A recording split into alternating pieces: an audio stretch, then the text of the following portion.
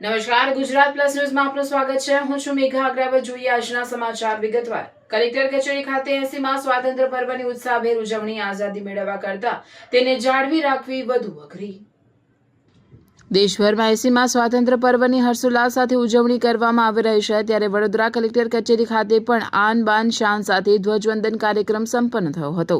આ પ્રસંગે ઉપસ્થિત મહાનુભાવોએ તિરંગાને સલામી આપી રાષ્ટ્રધ્વજ ફરકાવ્યો હતો. આ તકે તેમણે જણાવ્યું હતું કે આઝાદી મેળવવી જેટલી અઘરી હતી તેના કરતાં પણ વધુ અઘરું તેને જાળવી રાખવાનું છે. તેમણે તમામ નાગરિકોને નૈતિક મૂલ્યો, શિસ્ત, સ્વચ્છતા, અખંડિતતા અને એકતા જાળવી રાખવા માટે અથાગ પ્રયાસો કરવા અને એક સારા નાગરિક તરીકે દેશના વિકાસમાં સહભાગી બનવા આહ્વાન કર્યું હતું. આજે નવી કલેક્ટર કચેરી ખાતે 80માં સ્વાતંત્ર્ય દિન નિમિત્તે ધ્વજવંદનનો કાર્યક્રમ યોજવામાં આવેલ છે.